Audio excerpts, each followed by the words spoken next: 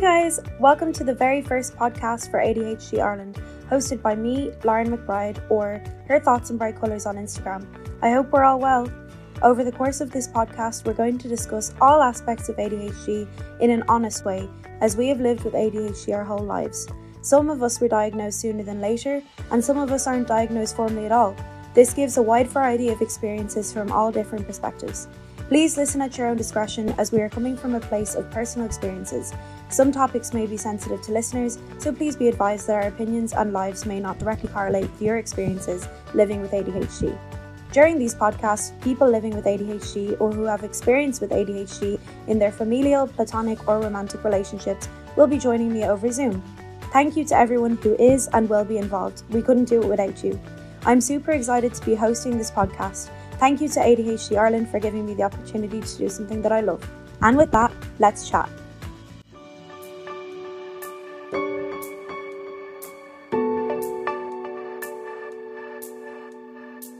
So, hi everyone. How are we today? This is the fourth episode of Let's Chat by ADHD Ireland, hosted by me, Lauren McBride. And today we're going to talk about the topic very close to my heart of rejection sensitive dysphoria. So I came up with this topic with the help of ADHD Ireland because I feel after doing my research and kind of my experiences as well, it's a huge one for people with ADHD. And I was doing my research on some studies and I found a really good one that they surveyed a lot of random people in America with ADHD, and they found that 99% of people with ADHD from their conclusive results would say that rejection sensitive dysphoria is a huge part of ADHD, and 1 in 3 people with ADHD would say that it's one of the worst symptoms. So it's going to be more of a chat about, I guess, negative symptoms of ADHD today. But I just wanted to know what your guys' take on it was, and if you guys have had any experiences with this, if you think it is one of the worst symptoms, or if it's something that you don't feel affects you at all. I'd say I've definitely experienced it. Maybe not as much now, but previously quite a bit. And yeah, it's probably one of the most externally obvious ones as well, I think, because it can make you a bit reactive, more so than other people in your life that maybe don't experience it. So it can, I think, have one of the biggest kind of negative social side effects, if that makes sense. So yeah, it does make a lot of sense. It made a lot of sense to me when I learned about it as well after I got diagnosed. So you only found out about what it was basically after you were diagnosed then? Was it long after you were diagnosed? Well, no, but it's not something that anybody ever explained to me. It's not one of the diagnostic criteria either. It's kind of one of these things that's up there with like insomnia and other kind of, it's like a collateral symptom maybe that they don't really use for diagnostic purposes, but then they'll find a lot of people will have it. So I'm not sure if it was after I was diagnosed or if it was beforehand and I was reading up about it, but it's not something anybody has ever actually told me as a patient either. Yeah, I feel like when I experienced it, I was diagnosed when I went into hospital. And I think I've mentioned this before, I was diagnosed on accident in a way. I didn't go looking for it. I didn't actually know much about ADHD at all. But they kind of labeled this was a huge thing for me. And they kind of just labeled it in the like umbrella term of emotional dysregulation. So I guess most people that I would talk to with ADHD would say that it definitely is like a huge thing for them, but nobody ever told me either that that's what I was experiencing. And I think in relation to what you're saying about the emotional side effects that other people would experience from you as well, that would have been huge for me. Like it would have been outward, kind of I would get upset and stuff, or like if I just felt maybe someone was texting me differently or someone may have been ignoring me on one day in college, I definitely would have maybe called them out on it a bit too emotionally until I kind of was diagnosed and did my research on it and kind of found out more about why I was like that. But before that, it was really, really hard to manage when I didn't know anything about it. What about you, Ava? I actually am the opposite of yourself, Joy.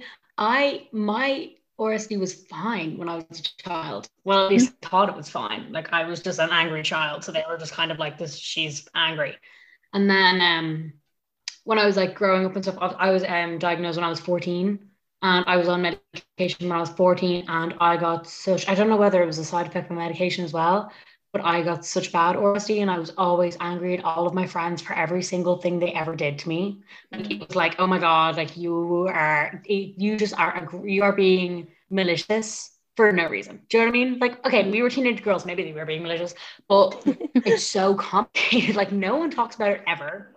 Yeah. And then you're sitting there going, maybe those were actually, maybe I'm a weapon. Oh, cool. That's not real. But like I was like, oh my God, like, you know, you're sitting there gaslighting yourself. You know? Yeah. Into why you're behaving this way. Yeah, I think just the fact that it's not really discussed is a good point. Like I said, I kind of found out about it by accident through my own research. It's not something that's assessed for diagnosis. It's not something that seems to be part of treatment, at least for on my end. Now, my treatment is primarily just my psychiatrist, and we know that they tend to prescribe more so than, you know, go deep into anything that could veer into psychology or therapy. Yeah. Some people will do a bit of both, but mainly they kind of will stick to their discipline. And so yeah, it's really, really tough. It can be great when you do find it out, when you do start to learn about it, but it's horrible when you don't know. And it's actually making me a little bit sad that you have to find out yourself, or at least I think many people do. You have to kind of figure it out for yourself. Like a lot of aspects of this are under recognized. Like they focus so much on the diagnostic criteria, and there's a whole, like, it just keeps it's exponential from each one criteria that you could meet all the different factors. Which is kind of sad. It is a bit. It's kind of making me think, you know, when we get a diagnosis or when we're seeking out a diagnosis, like you said, they're more likely to prescribe than they are to kind of go deep into it. It would have been kind of nice, wouldn't it, if someone kind of gave us like basically like a little manual or a book to read, or just a little kind of something that we could, you know, base ourselves off, that we could be like, okay, this is why I'm feeling this way, this is why I'm feeling this way. Because not everyone's going to go to counselling, and not every psychiatrist even suggests it, which I'm not a fan of. But, so I'm partially looking at my diagnosis, which was private, but it was a clinical psychologist. So that she kind of gave a rounded diagnosis, like it was done through obviously the criteria, but then there was also some information, and she recommended therapy as well for the kind of social and emotional factors that kind of cause it. But that wouldn't be the case for anybody you were to get a diagnosis from. Yeah, and therapy isn't always you know, therapy wouldn't be always advising and kind of giving you the information. A lot of the time, different types of therapy would be more giving you coping strategies or listening to what you have to say. But there's not really a handbook, is there, for these kind of things? And you do feel very alienated from other people when you're having these intense reactions to small things or to big things, you know, like perceived reactions to what someone thinks of you. I remember my biggest example of it was I was best friends with this girl in secondary school, who obviously I won't name, and we fell out. And I remember that she was very, very adult, actually. She gave me a phone call, and basically it was very heartbreaking, but she gave me like reasons as to why she didn't think we should be in each other's lives anymore. And I remember at the time that felt like the worst pain I'd ever experienced, because obviously losing her, but also just any form of criticism in that way, I couldn't take it. Like I just couldn't deal with the fact that either I'd done something wrong, or maybe that I wasn't suited to everyone. Like if someone didn't like me, someone didn't want me in their lives, it was just soul crushing. And I had no tools to deal with that, and I was so young. And I just, it would have been nice for someone to kind of explain, like, this is why you're like this, or there should have been a bit more information readily available to me about why I was suffering so bad with kind of the rejection of that. And I remember not getting out of bed for nearly 2 months after that. I was just so ashamed, and it was just a really bad time in my life. And I definitely still get those kind of feelings on a smaller scale, even if I meet someone like in college or on a night out and they don't seem to click with me. I take it very, very, very personal. And it would have been nice if maybe I was told kind of why I was having these intense reactions or even how to manage them, you know? That was like, yeah, that was a bad time. I can imagine, yeah, especially when I was younger, everything would be upsetting in that kind of sense as well. Yeah, and our emotions are so high, especially as young people. Like then you add maybe the ADHD to that, and it's even more intensive. So it's a bit easier, I guess, to manage now. But I feel like most of the self work that I've done has been predominantly me. You know, the research has been me. The working on managing these things has been me. Like, yes, I have been medicated, but that isn't a fix all. So there's a lot of work you have to do yourself, you know. I think another interesting point is I'm going to presume that we were female assigned at birth in this group here. Yeah, Joy, what are your pronouns? No one's ever actually asked me that before, but yeah, she, her. Okay, Yeah, I'm the she, same. her as well.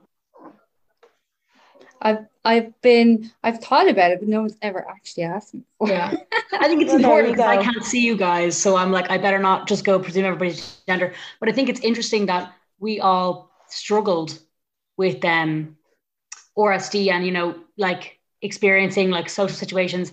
But I don't know about yourselves, but because I was diagnosed as a teenager and not as a child, I feel like because there was other people in my class that were diagnosed as children, and they were all boys, and Yes. I remember them getting loads of help, them getting so much help, constantly getting help, constantly, yeah, oh, you're going to go for a walk outside the classroom and oh, you're going to go here and you're going to do that. And I was always like, cool, like, all right. And like, I didn't understand that I also needed that help. But then when it came to social situations, I felt like they were better equipped. And then as well as that, like, I mean, I wrote my thesis on ADHD and neurodiversity and like no studies. And I am not underestimating that. Literally no studies are on females. And also none of them are on adult females. They're all I'm males actually and doing mine children. on the same thing. I am so sick of. I actually emailed not ADHD and a different, like a US like equivalent because they kept sending me stuff for kids. I'm like, Yeah. I am an adult and I get that this is an important resource for parents. Yeah. But what about I'm not us? one, and stop. And they never even Yeah. responded to me. Yeah, and we're meant to be their target audience. Like, you know, we're meant to be the ones that they care about when they're publishing this stuff. And like Ava said, nothing is done on women. Like, I'm doing my thesis on ADHD and women and medication and various different things put together, but there's just nothing. The only thing that I found, I guess, in relation to women is, and in relation to this, is that RSD is way, way, way more common and way more prevalent in women. So I guess, yeah, it's interesting that the three of us identify as female today, but obviously we were going to have Thomas, but he couldn't make it today. But me and him were actually discussing that last week when we came on before we cancelled the podcast, and it was just interesting to know that although, like Ava said, boys were getting all the help as kids, like I think we've all experienced that, we're the ones maybe that would have the more emotional outbursts or the more emotional struggles. It's just that it's not necessarily academic, so they're not paying attention to it. And I don't know if you guys identify with this, but did you ever get the report cards from teachers that were like, pleasure to teach but can't sit still, or pleasure to teach but not reaching her potential, you know, that sort of thing? I actually had huge issues at school and I just wouldn't go for a very long time, so I don't remember any report cards. Oh, okay, well that's okay too. Yeah, it sounds about right. I missed a lot. My report cards were I actually was really good academically. I'm still really good academically. I'm obsessed with learning. I did an art course in my degree and I'm just finished there. And when I tell you, I'm literally looking forward to the day I sit an exam because I love it. So my report cards were always, oh, so good, really pleasant, very funny, quite chatty, doesn't know how to be quiet, quite chatty, I really had the funny, same. really good, like, yeah. Chatty, always chatty. Yeah, like can't sit her beside anybody because she will talk to the whole class anyway, doesn't matter, like. So. Yeah, you may as well be across the room. Like, It's so funny. I was so shy as a kid. I wouldn't talk to anybody. Probably why I didn't want to go. So I was too shy. So I didn't really talk much then, but making up for it now. No, not at all. Sure, we're all chatty.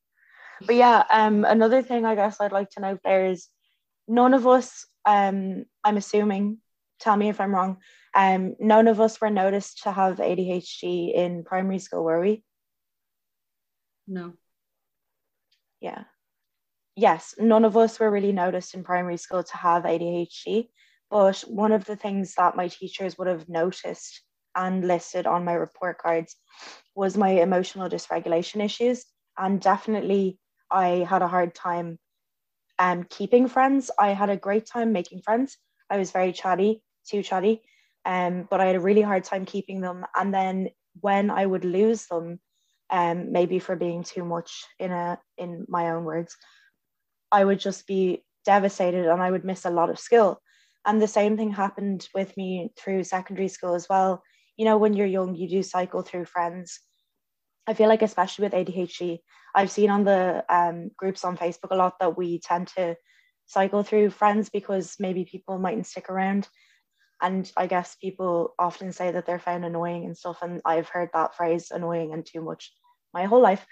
But yeah, during secondary school, I was the exact same. And I would miss so much class time, even though I got great grades because I pushed myself really hard towards the end of it. I would miss a lot of time just for losing friends. And I used to date a lot of people in secondary school as well. And then when we would break up, it would hit me way harder than it would hit any of my friends, you know, when they lost their relationships. I know they're not necessarily relationships at that age, but at the time they felt like they were my whole world. And it was just, it's interesting just to note that when I was that age, it was so prevalent in my life of these like emotional difficulties in RSD. And just because it wasn't academic, it wasn't picked up by the teachers. And although they were writing these things in my report cards and they were telling my parents to keep me away from boys because it was messing up my grades and that I was crying in class and stuff, it's just interesting that it wasn't picked up, you know? Yeah, absolutely. Like that's actually really, like, I'm gonna give a bit of a sensitivity and trigger warning because my own ability to deal with like being rejected and stuff like that, and like falling out with people, and like you said, like losing boyfriends and stuff or losing best friends and things, like was self-harm. Like I didn't understand my emotions. I didn't understand why I was so angry, like so angry compared to everyone else. Like, and I would harm myself. And like the only reason everyone would just be like, oh, you like, I was sent to get anger management classes and stuff like that. Like I was never, like, it was always like, oh yeah, well, you just need to calm down. Like you just don't know how to regulate your emotions. Like you just need to calm down. You just need to calm down and stuff. And it was like the whole time, it just was something that I wasn't even diagnosed with at that point. Do you know what I mean? And it was like, what the hell? And everyone just thought I was angry. Yeah, like I actually saw a child psychologist because I wouldn't go to school for an extended period of time. I don't think this was ever mentioned, ever. What do you mean? RSD? ADHD, anything. Oh, ADHD. Like there was obviously a reason I wasn't going to school. So they were kind of trying to figure out what that might be. But ADHD never came into it now. I don't know how old you guys are, but I'm 34. So I don't know if like when I was maybe around 7 or 8, it was maybe still deemed as like an American thing. I think that could be part of it. But it is crazy looking back to think that it wasn't even picked up. And I just, like I said, I was there for an extended period of time seeing this person like every week. So yeah. I was the same. I saw so many child psychologists until I was 18, and then it was John of God's, and no one picked up anything till I was 20. And also, I'm sorry that all happened because, you know, that's their job. They should have picked up that there was something wrong, and, you know, you were struggling and screaming out for help if you were going to see a psychologist, and, you know, their job is to take you seriously. And a lot of the times, I guess with me anyway, they didn't. I do remember like really liking this the psychologist and having a really good relationship with her, but I don't know if there was a gap maybe back then that it just wasn't like I really don't know. Mhm. I have a feeling that it just wasn't even on the radar Okay, yeah. at that time, but I mean I don't know. But yeah, it's definitely reassuring, I think, for like both of you what you've said about not knowing why you're acting different to the other people in your life, especially like your peers, like people your own age, your friends and stuff. So there's a huge comfort in knowing that emotional dysregulation is a thing and RSC is a thing. But it really can be like life or death. Like it feels like life or death when you get rejected and this gets triggered. Like my first boyfriend, my first proper breakup was like proper one was probably about 20, early 20s. And I Yeah. was the same. I don't think I ate. And Yeah. like I wasn't even that into it. This is the thing. It is so blown out of proportion the way that we react to this. It's like life or death. You're like, I'm going It to die. does. It feels like that. It feels like the be all or and end all. It feels like the end of the world. Yeah. And I remember struggling with that so much and the heartbreaks and then do it all again with the next boyfriend and oh my God, and even losing friends, like I said. Mm-hmm. Um, yeah, but I guess over time I learned coping mechanisms and I started to feel a bit better about it after I learned what it was. Like you said, emotional dysregulation and RSD being a recognized thing is very helpful. But yeah, learning coping mechanisms for it definitely made my life so much easier. And like I said, just realizing that they exist, that it's not just me, because like being a little 13, 14, 15-year-old girl, still basically a child, and experiencing like all these intense emotions alongside puberty as well, it Mm. was just unbearable at the time. And I'm definitely like a lot better at dealing with it now. But it's funny, like sometimes I do go back there and I'm transported back to when I was younger, that same kind of feeling of rejection and wanting to fit in, and wanting everyone to like me. It's just a weird one. I definitely still get that. Like if I would meet someone, I would be like, I could tell instantly maybe if they don't, gel with me. And then I Mm-hmm. would take that as like a personal defeat. Yeah. Um, but now I'm trying to tell myself like, oh, it's okay. Not everyone has to like you, but it's definitely still there. And it's not actually about you either. If somebody doesn't No. react or doesn't, if you don't connect with somebody, it rarely has anything to actually do with you. Um, Yeah. but I think I only started to learn about this stuff because of being sick of having the same issues with dating and like feeling really. I started to learn about like anxious attachment, and I learned about that and coping mechanisms and kind of like understanding why some people react that way. So I think I had that little foundation. Then I found out what RSD was. I was like, oh yeah, okay, that makes complete sense. Yeah. What would you feel like your best coping mechanism is when you go to that place of feeling rejection? For me, I think some of the helpful things are to realize that you can catastrophize. And I think it might be a CBT technique to write down your fears versus like the kind of reality. I don't know if I've ever really written them down, to be honest, but just thinking of them more logically Yeah, can identifying them. help. Yeah, can help. I think that's a good one for me. Yeah. I'd be kind of the same. I do like hopes and fears. Were you going to say something, Ava? Yeah, I'll have after you. I was just going to say, yeah, hopes and fears in like a situation. I kind of write what I'm grateful for and what I actually like about myself. Mhm. So I would like actually journal that, but that's very rare that I actually do it. And then just try and convince myself, I guess, that if two people don't gel, it's not, like you said, it's not just about me, it's about the chemistry, it's about the different personalities, and it's not just, oh, I'm inherently bad. Mhm. So I'm trying to like ground myself with that. And, then obviously I go to therapy every week. So I would definitely talk to my therapist about it if it was sticking with me over a few days. Usually it's just a fleeting feeling. But if it Yeah. was sticking there, or if it was a bad memory of maybe something I said wrong, something I did wrong that I'm perceiving to be this huge thing, that would stick with me and come to my head late at night. So therapy would definitely be like a big one for me. Like, what about you, probably Ava? don't have any coping mechanism. I don't have any coping mechanism at all, which is so bad. But I genuinely don't. Really? I feel like you guys are like further along your journey. I'm not very developed. You just don't have any yet. You'll get there. Still exploring all of that. I've been to CBT and all though. Like I went to CBT, I went to the other one, the personal. So the way I did it was I was accidentally diagnosed as well because I was going in to get tested for dyslexia because I could spell if I wanted to spell, but I didn't spell in a rush. So they thought I had dyslexia. He went in and the girl was like, this child has ADHD. And my mom was like, oh, LOL, that makes sense. So, oh my God, wait, that's actually so bad. What was I saying? Coping mechanisms. Yeah. So, so they didn't want to put me on medication for it. They were like, nah, we don't want to medicate you. That's the last thing we want to do. So I was like, gee, okay, like whatever, cool. So we tried occupational therapy or something like that.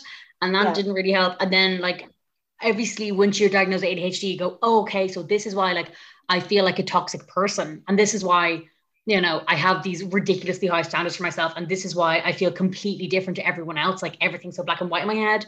So like, they were kind of like, okay, so this hill. So like, I was like, okay, so this girl like can't, like all of these other like worries of like me having like depression and stuff were gone out the window. They were like, oh, okay, like this is actually completely wrong. So we just want to try all these different types of forms of therapy to like make me manage it. And I was just kind of like, no, this isn't helping. And I don't know whether it was because I didn't understand that I needed the help, because like then I was put on medication and I was grand then for in secondary school. Like my anger was awful, but the rest of the time I was fine. And then now I went to college and I was like, oh my God, medication is so dear. Like my medication is like 300 euro or something. So I was like, well, it's ridiculous. Yeah. So I was like, I can't. My mom and dad were like, no, we can pay for it and stuff. We don't have a medical card. Get on the drug payment scheme, man.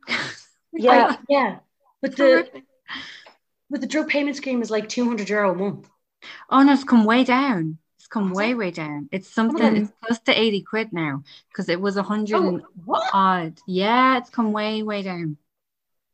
My pharmacist is really saying she actually signed me up for it when I started these meds. She was like, oh my God, I'm going to sign you up for this because these are crazy expensive. We out here not taking medication because it's too dear, like straight up. Well, there you go. There's your coping mechanism, Ava. Meds. Yeah. I get crazy on it though. I don't know. I mean, they are very, I mean, for me, I had a few days where I didn't have any because I had to come off my previous ones because I was having side effects and I felt like a zombie. It was horrible. Yeah. I kind of had forgotten what it felt like. And what are you on, if you don't mind me asking?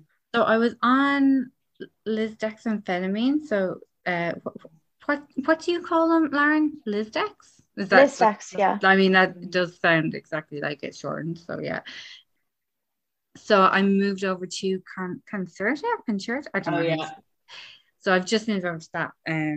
But I had to do like a 3-day washout period and it was horrible. I couldn't even, like, I literally called in sick to work.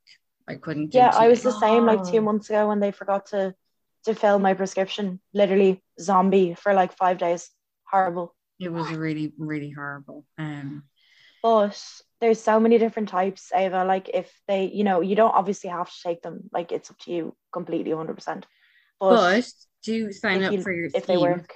Yeah. If they work. There's a few. I'm on Tyvens, which I think is a dexamphetamine as well. Yeah, that's the same one. Sorry, Tyvens is the name. Yeah. And yeah, that was like the best one for me. I was on Concentrate and I was on, what's the other one? Ritalin, Adderall. Ritalin. I was on Ritalin. Or Wellbutrin. Ritalin and Concerta are like the same drug, but slightly different formulations. Whereas, like Tyvens is a separate drug class. Sorry, it's not. It's still a stimulant, but it's like there's basically only two. So there's Tyvens, but there's two kind of brands of it, if that makes sense. They're slightly different, but there's only really two stimulants. So you're kind of on one or the other. Yeah. It's very interesting. Yeah. But yeah, coping mechanisms, guys. Sorry. Well, meds definitely are. Yeah, meds is one. Therapy is definitely another one, Ava, if you're looking. And if you even just sit yourself down and think about, like, when you feel these intense emotions, like, where do you go in your head? Like, what are you feeling? Like, what actually calms you down in the end, even if it takes some time? And that is a coping mechanism in itself, you know? Yeah, I Yeah. think it's so last year I started kind of doing some meditation, but not just, I had done like surface level meditation, like, Headspace app and stuff like that. But I started doing a bit more kind of the theory and almost like scientifically, but it's kind of rooted in, like Buddhism and stuff like that. But I can't believe I'm saying it. That stuff has helped a lot because it kind of teaches you to stop being so in your head all the time. And that kind of when you can start to practically apply that when you're going through something, it can really help. It obviously doesn't always work, but it can help. And it's kind of like a skill that you start to build up a bit. Yeah. But And it's breathing. really hard to say just meditate and you'll feel better. Like you can't. It's something you just It's definitely kind of different for figure out. everyone as well. It either works, yeah. It works or it doesn't. But I've never actually tried it, so I can't say. I mean, I've done surface level as well, but nothing like that. Yeah, I mean, there's lots of, like, for me, I kind of read some books. There's a really good app called the Waking Up app. And the guy who runs the app, he's a neuroscientist, I think. But it's still meditation, but it's just it kind of makes a bit more sense. But then there's also loads of a kind of online stuff you can do. There's classes online. Again, it's not for everyone. And I used to like literally recoil when somebody would tell me to, especially when it came to anxiety. I remember literally being in A&E in Cork. Now I was fine, but because I had chest pain and I was on the pill, they needed to like rule out that I wasn't having a blood clot. I remember the nurse, when they figured out that I was fine, it was anxiety, the nurse suggested yoga, and I honestly nearly like vomited. I was like, please. It's just too much. Do you think like if yoga like worked, would I be here? Like, it's clearly just not that simple. So I'm sure anybody who's not into meditation will probably scoff as well at my suggestion. But if you get into it, you might get some benefit, is what I mean. Yeah, definitely. If you give it like your all, give it a whoop and go. And then if it doesn't work, it doesn't work. But it's definitely one for the notes if you haven't tried it before. Perseverance. It doesn't work like the first, it takes a little bit of work. It's kind of like going to the gym. It takes a bit of time to kind of start to stop hating it and maybe see some results. Yeah, my therapist also said, go on. I actually do a good bit of meditation as well. Now, I'm not sure if it's like what you do, Joy, but I pay for a subscription on the Headspace app and stuff. And I literally, like, anytime I get overwhelmed, like, I'm a horribly anxious flyer. Or like, if I knew something was coming up and like have like really poor tools for actually like, okay, yeah, grand, yeah, like, oh, I'm anxious because that person doesn't like me. Like, I can just kind of pretend it's not happening. But like in real fear, I'm like, I don't know what to do. But then I tried meditating like before I was going to the airport, and I was like, OMG, like, I'm fine. Oh, really? Yeah. Wow. Oh yeah. Like, it was insane. No, I'm like, I do it to go to sleep every single night. So like, I think I'm pretty practiced in the muscle of meditating, if you know what I mean, that I can actually, if I am by myself and I put myself into the right environment, I actually can calm down. So I think it was so cool because I genuinely was able to like, but like, that's the first time, I think it was the only time I was ever actively able to do it. Like any other time, like where I feel like rejection and stuff like that in like social situations, it's completely different. Like an injection versus social fear to me are like completely different fears. And I can handle physical fear, but socially fearing things, I'm like, I don't, do you know what I mean? Like, I feel like with RSD, like to me, that's like social fear of everyone hating you, or, like just stupid things. Well, not stupid things, obviously, but to like outsiders, it's just like small things that just happen to everybody and just live with it. And I feel like meditation doesn't help me on that sense. But otherwise, oh my God, like, Lauren, if you haven't tried it, like, try it. Like, seriously, I will definitely. I've been just doing the breathing meditations, and my therapist suggested to me that if I practice them when I'm actually calm, that it's going to work better in the long run. So I've been doing it when I'm calm, and I haven't had the sort of panic attack or like the big emotional overwhelming feeling like recently. But hopefully when it comes, I'll kind of have the tools to like manage it from practice. I'd agree. Yeah, that's what when I tried it and it would fail very often, it would be because I'd only do it if I was feeling stressed. Yeah. So definitely, and that's really cool that you can kind of utilize it. Like I have issues with insomnia and falling asleep, and very often I can't make myself get over that. But like you're able to use it so you can even stop being a nervous flyer. Yeah, that's insane. Yeah. You're far along in your journey with that, Ava. I'm probably still a nervous flyer, but I'm less of an antichrist. Like my boyfriend no longer wants to kill me on the plane. You know what I mean? Love that for you. Yeah. That's amazing. Progress, 100%. That's so yeah, funny. I'm terrified of like needles and blood tests and stuff, and no amount of meditation would stop me. Oh yeah. It's like, that's real.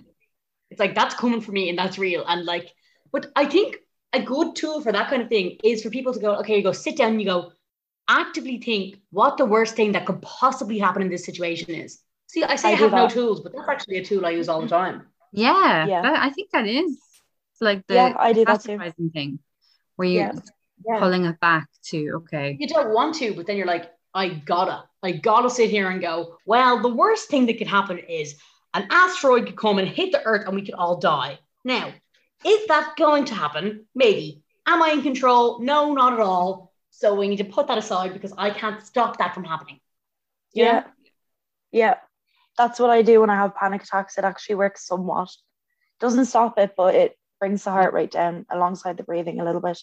And so maybe we need to the breathing ones are my favorite too. There's a couple of different ones, but the breathing one I think is my favorite as well. It's just it's very simple, and you think it's not going to work in the first few seconds. You're like, I can't slow my breathing down, like it's not working, and then it works every time.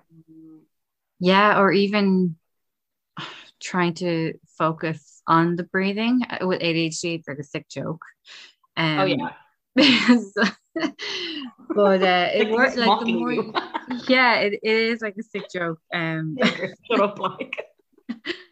But all of a sudden you'll start to notice that it does get easier. It really is like practice. So practice makes perfect. What? I really struggle with that breathing stuff. Like my therapist a while ago told me to do body scans. And she was like, they work for me so good. Okay, well, that's your thing then. Yeah. You're the first person I've ever heard say that. Like, because I actually am really lucky that I only experience panic attacks sometimes, but my rage, like I get like uncontrollably angry. Like, really just kind of like, and I'm holding all my body like really tense. And then I'm like, why are my shoulders up here? Like, why are my hands clenched? Oh my God. And then all of a sudden I'm like, wait a minute, I'm not even as angry as I was 10 minutes ago because my body is not invincible. Like, that's so great weird. that works. That's mad. I might try a body scan for the RSD then, because if it's the same sort of similar emotional overwhelmness or whatever you'd say, instead of like the physical panic side of it, I think the body scan could work for RSD.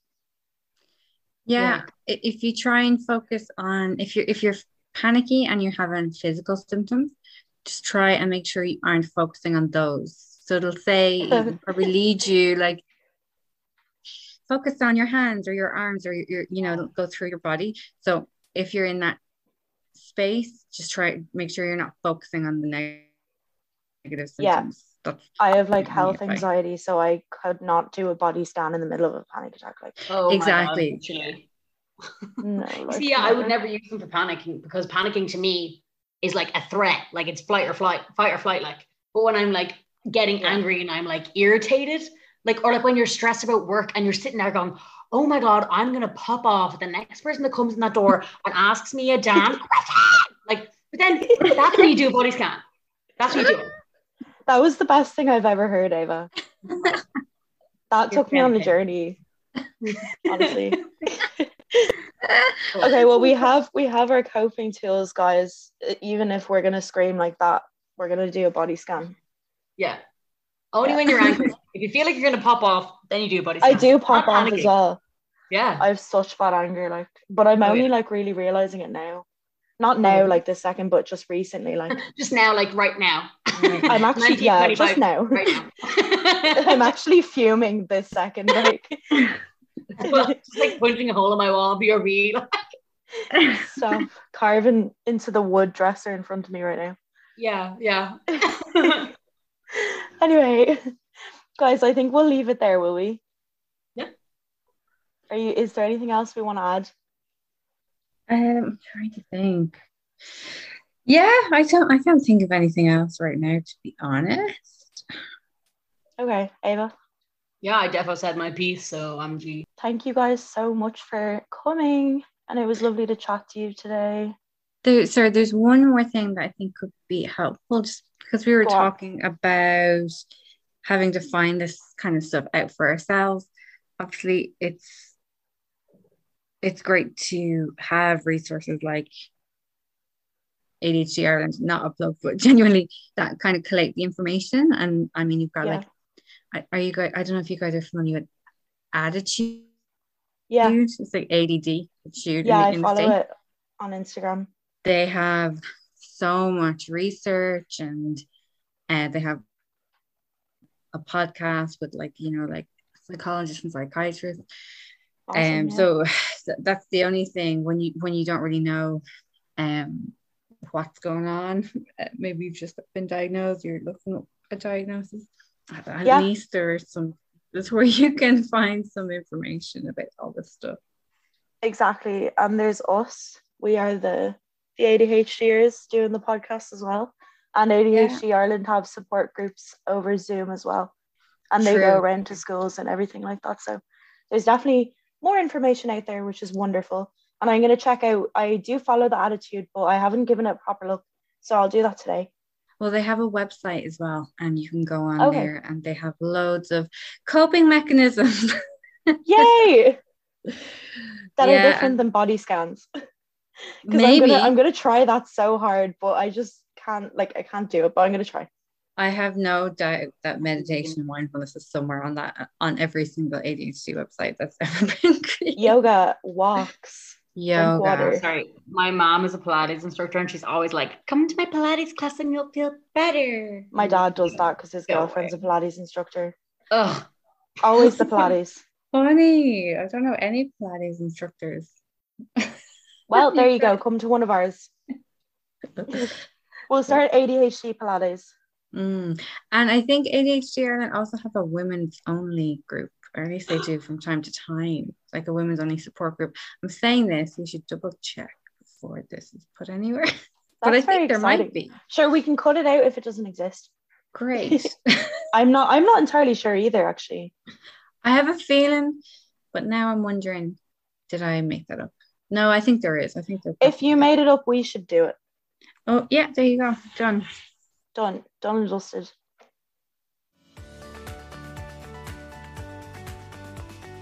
Thank you for listening to Let's Chat, ADHD Ireland's first podcast hosted by me, Lauren McBride. You can find us on Instagram at ADHD Ireland, and I'm on there too, at Her Thoughts in Bright Colours. We hope you enjoyed this podcast, and we'd love to hear your feedback and opinions on the topics covered each week. Sending positive vibes until we chat again.